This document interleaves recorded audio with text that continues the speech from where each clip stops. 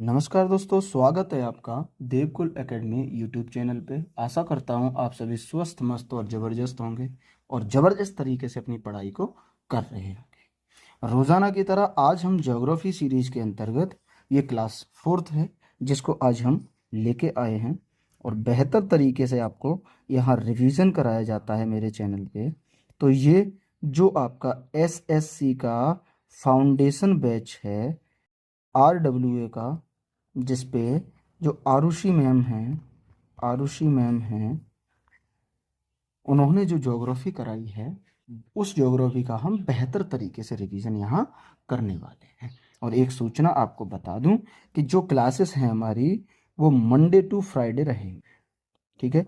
Saturday Sunday को class नहीं होगी क्योंकि मुझे भी अपनी तैयारी करनी होती है, तो कुछ इस वजह से सैटरडे संडे को क्लास नहीं होंगी। बाकी मंडे टू फ्राइडे आपकी क्लासेस कंटिन्यू रहेंगी, ये मेरा आपसे वादा है। तो ये मत सोचना कि कल और परसों क्लास नहीं आएगी तो आप सोचें कि क्लासेस नहीं होंगी। मंडे टू फ्राइडे ही क्लासेस रहेंगी, ठीक है। चलिए शुरू। और एक प्यारी एक छोटी सी रिक्वेस्ट, अगर आप चैनल पे नए हैं तो प्लीज़ चैनल को सब्सक्राइब करें। सब्सक्राइब तब करना जब पहले पढ़ना, कंटेंट देखना और रिवीजन किस किस वे में और किस तरीके से कराया जाता है वो आपको अगर पसंद आए तो प्लीज़ आप एक लाइक और एक सब्सक्राइब करके जरूर जाए। चलिए शुरुआत करते हैं आज की क्लास। आज हम पढ़ेंगे भारत का भौतिक प्रदेश। कल हम भारत के पड़ोसी देश हमने कंप्लीट किए थे बहुत बेहतरीन तरीके से। आज जो हम पढ़ने वाले हैं वो भारत का भौतिक प्रदेश पढ़ने हैं। तो पहले हम इसे मैप पे देखेंगे, भारत के भौतिक प्रदेश को। क्लियर है? तो भारत का जो भौतिक प्रदेश है वो हमारा जो ऊपर का दक्षिणी भाग, सॉरी उत्तरी भाग है, उसे श्रेणियों में बांटा गया है। तो हम उस श्रेणी के बारे में बात करेंगे। जैसे यहाँ पे ये जो श्रेणी है, ये इसको हम कहते हैं, जो यहाँ हमने दर्शाया है, काराकोरम श्रेणी। तो ये हमारी क्या है? काराकोरम श्रेणी। और ये लद्दाख रेंज है, ये वाली जो है हमारी, ये हमारी लद्दाख रेंज है। और वहीं ये जो हमारी है वो जास्कर श्रेणी है। कौन सी श्रेणी है? जास्कर श्रेणी है। ऐसे ही यहां से ये जो है, इसको आप देखना, यहां से जो ये गई हुई है, ये आपकी ऐसे निकल गई है, एक सेकंड, ये जो गई है ये तुम्हारी पीर पंजाल श्रेणी है, ठीक है। तो ये भी हमें याद रखना है। वहीं अगर हम बात करें इसमें कि ये जो शिवालिक हिमालय है हमारा, ये हिमालय की सबसे नवीनतम या बाह्य हिमालय, ये जो शिवालिक को बाह्य हिमालय भी कहते हैं, शिवालिक हिमालय या बाह्य हिमालय, हाँ यहाँ से हमें ये याद रखना है कि शिवालिक हिमालय को बाह्य हिमालय भी कहते हैं और ये हिमालय की सबसे नवीनतम श्रेणी है। तो ये प्रश्न यहाँ से तुम्हारा महत्वपूर्ण बनता है, ये इंपोर्टेंट है कि हिमालय की सबसे नवीनतम श्रेणी कौन सी है। तो आप याद रखेंगे कि शिवालिक हिमालय या बाह्य हिमालय। फिर आपसे एक याद रखना है आपको यहाँ पे कि ये है आपकी धौलाधर श्रेणी, ठीक है। धौलाधर श्रेणी, इसे लघु या मध्य हिमालय के भी नाम से जाना जाता है, धौलाधर श्रेणी, ठीक है। ये जो लद्दाख, काराकोरम और जास्कर श्रेणी है, ये तीनों ट्रांस हिमालय का भाग है। और ट्रांस हिमालय का जो अन्य नाम है उसे पार हिमालय के नाम से भी जाना जाता है, ठीक है। यहां तक क्लियर? ट्रांस हिमालय के ऊपर ही हमारी कैलाश पर्वत श्रेणी है, जिसे हमें याद रखना है। फिर ये जो लाइन है, जो ग्रेटर हिमालय है, ग्रेटर हिमालय को अन्य किस नामों से जानते हैं? जैसे इसे बृहद हिमालय, सर्वोच्च हिमालय, महान हिमालय या हिमाद्री हिमालय भी कहते हैं। किसे? तो ये कहते हैं आपके ग्रेटर हिमालय को। क्लियर?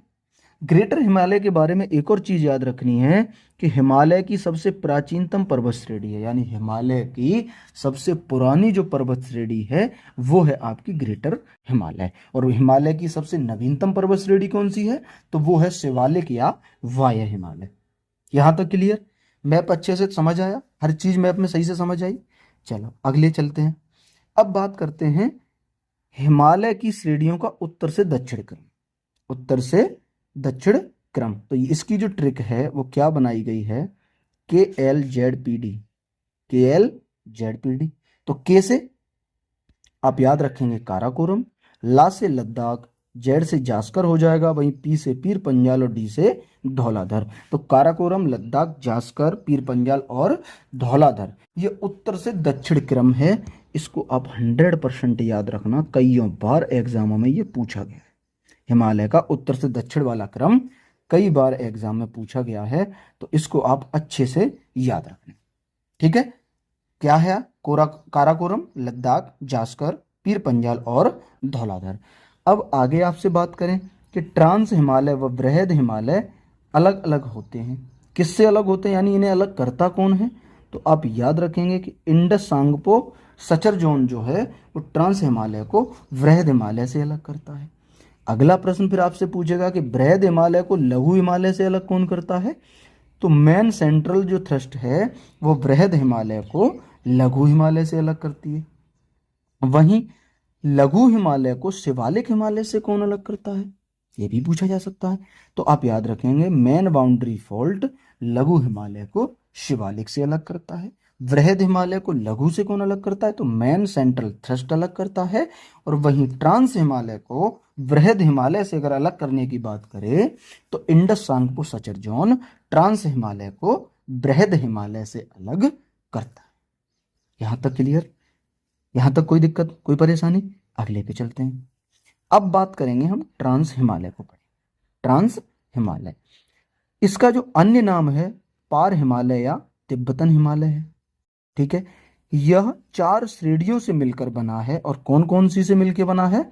तो ये काराकोरम, लद्दाख, जास्कर व कैलाश रेंज से मिलकर बना है। जो हमारा ट्रांस हिमालय है वो 4 श्रेणियों से मिलकर बना है। काराकोरम, लद्दाख, जास्कर और कैलाश रेंज, इन 4 श्रेणियों से मिलकर ये बना है। तो ये आपको याद रखना है। आगे इसमें बात करें कि यहां पर वनस्पतियों का अभाव पाया जाता है, यानी यहां वनस्पतियां नहीं है। ट्रांस हिमालय में वनस्पतियां नहीं पाई जाती हैं, वनस्पतियों का यहाँ अभाव पाया जाता है। प्रश्न महत्वपूर्ण है, इसको याद रखना। एक नोट जो आपको याद रखना है कि काराकोरम श्रेणी को उच्च एशिया की रीढ़ कहा जाता है। इसको आप 100% याद रखना कि उच्च एशिया की रीढ़ किसे कहा जाता है, आपसे पूछा जा सकता है। तो आप याद रखेंगे कि काराकोरम श्रेणी को उच्च एशिया की रीढ़ कहा जाता है। और इस काराकोरम श्रेणी का जो पुराना नाम है वो भी आपको याद रखना है कि इसका पुराना नाम है किशनगिरी। काराकोरम श्रेणी का पुराना नाम क्या है? किशनगिरी। तो आपसे पूछ सकता है कि काराकोरम श्रेणी का पुराना नाम क्या है, तो आपका जवाब होगा कि किशनगिरी काराकोरम श्रेणी का पुराना नाम है। यहां तक कोई दिक्कत, कोई परेशानी? क्लियर? अगले पे चलें। अब पढ़ेंगे हम बृहद, सर्वोच्च या महान हिमालय। बृहद हिमालय, सर्वोच्च हिमालय या महान हिमालय के बारे में पढ़ेंगे। तो इसके बारे में बात करें, इसका जो अन्य नाम है वो आपको याद रखना है कि इसे हिमाद्री हिमालय भी कहते हैं। इसे हिमाद्री हिमालय भी कहते हैं। और यह हिमालय की सबसे प्राचीनतम श्रेणी है। प्राचीनतम मतलब यह हिमालय की सबसे पुरानी श्रेणी है। बात करें इसकी औसत ऊंचाई की, तो इसकी औसत ऊंचाई आपकी 6100 मीटर, 6100 किलोमीटर इसकी औसत ऊंचाई है। वहीं इसकी अगर चौड़ाई की बात करें तो 120 किलोमीटर से 190 किलोमीटर ये चौड़ा है। चौड़ाई कितनी है? 120 किलोमीटर से 190 किलोमीटर। वहीं बात करें कि महान हिमालय को ट्रांस हिमालय से अलग कौन करता है, तो इंडस सांगपो सचर जोन महान हिमालय को ट्रांस हिमालय से अलग करता है। यहां तक क्लियर? विश्व की सर्वाधिक ऊंची चोटियां महान हिमालय में पाई जाती है। यानी विश्व की जितनी भी ऊंची चोटियां हैं, उस मतलब सर्वोच्च जो ऊंची चोटियां हैं वो आपकी इसी महान हिमालय में पाई जाती हैं। जैसे कौन कौन सी हैं? तो माउंट एवरेस्ट जो 8848.86 मीटर ऊंची है, ये भी इसी का भाग है। नंदा देवी है, कंचनजंगा है। कंचनजंगा की ऊंचाई याद रखना 8586 मीटर है। कामेत है और नामचा बरवा है। ये सारी की सारी जो सर्वोच्च चोटी हैं विश्व की, ये तुम्हारी इसी में पाई जाती हैं। किसमें? तो आप याद रखेंगे कि ट्रांस हिमालय या महान हिमालय में पाई जाती है। महान हिमालय। क्लियर? एक नोट यहाँ पे ये याद रखना है कि माउंट एवरेस्ट को नेपाल में किस नाम से जानते हैं? तो नेपाल में इसे सागर माथा के नाम से जाना जाता है। और इसका जो अर्थ होता है सागर माथा का, उसे पर्वतों की रानी। सागरमाथा का अर्थ नेपाली में क्या है कि पर्वतों की रानी है सागरमाथा का अर्थ। तो माउंट एवरेस्ट को नेपाल में किस नाम से जाना जाता है, आपसे पूछ लिया जाए तो आप याद रखेंगे कि सागरमाथा के नाम से जाना जाता है। यहां तक क्लियर। अगले पे चलें। अब पढ़ने वाले हैं हम लघु या मध्य हिमालय। तो इसका जो अन्य नाम है वो है आपका हिमाचल हिमालय। लघु हिमालय या मध्य हिमालय को अन्य किस नाम से जाना जाता है, तो इसे हिमाचल हिमालय के नाम से जाना जाता है। फिर प्रश्न बन सकता है कि महान हिमालय या लघु हिमालय को मध्य हिमालय से अलग कौन करता है, तो वो आपको याद रखना है, मेन सेंट्रल थ्रस्ट महान हिमालय को मध्य हिमालय से अलग करता है। इसकी चौड़ाई की अगर हम बात करें तो महान लघु हिमालय की चौड़ाई कितनी है, तो ये 60 से 80 किलोमीटर चौड़ा है। और वहीं इसकी अगर औसत ऊंचाई की बात कर लें तो 3000 से 4500 मीटर इसकी औसत ऊंचाई है लघु या मध्य हिमालय की। आगे आपसे बात करें कि लघु या मध्य हिमालय 5 श्रेणियों से मिलकर बना है, ये आपको याद रखना है। कौन कौन सी श्रेणियों से मिलकर बना है, ये आपका पीर पंजाल, धौलाधर, नागटिब्बा, मसूरी और महाभारत श्रेणी से मिलकर बना है। बात करें कि हमारा ये पीर पंजाल कहाँ है, तो ये जम्मू कश्मीर में, धौलाधर आपका हिमाचल प्रदेश में है, नागटिब्बा उत्तराखंड में, मसूरी उत्तराखंड में और महाभारत श्रेणी आपकी नेपाल में है। ठीक है, तो ये आपको याद रखना है कि ये 5 जो श्रेणियों से मिलकर बना है ये कहाँ कहाँ है, ये आपकी इंपॉर्टेंट हो जाती है।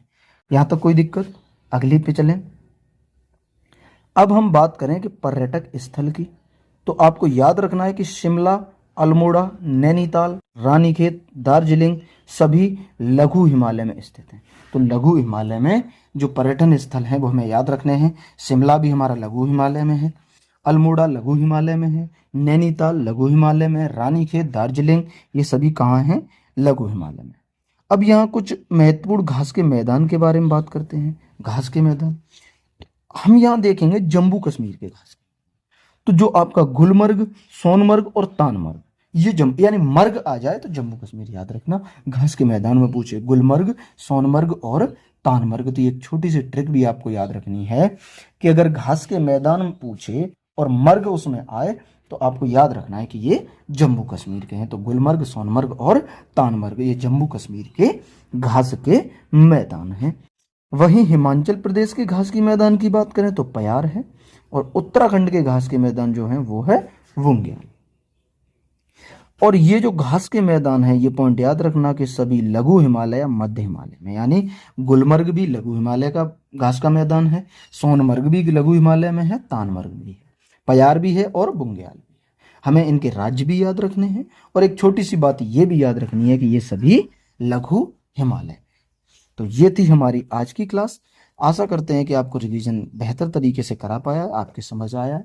अगर आप शुरुआत से जुड़े और यहाँ तक आए हैं और क्लास आपको अच्छी लगी है तो प्लीज़ आपसे एक रिक्वेस्ट है कि चैनल को सब्सक्राइब जरूर करें और एक प्यारी सी लाइक ज़रूर दें। आप लोग क्लास देखते बहुत लोग हैं लेकिन लाइक बहुत कम करते हैं, तो आपसे रिक्वेस्ट है प्लीज़ लाइक करें अगर कंटेंट आपको पसंद आता है तो। अगर आपको लगता है कि रिवीजन अच्छे से आपका हो रहा है तो प्लीज़ इतना तो मेरा हक बनता है कि आप एक सब्सक्राइब जरूर करें। और एक बार फिर से बता दूं, ये क्लासेस मंडे टू फ्राइडे रहेंगी, सैटरडे संडे की क्लास नहीं रहेगी। ठीक है, मिलेंगे अगली क्लास में, तब तक के लिए नमस्ते, नमस्कार, जय हिंद, वंदे मातरम।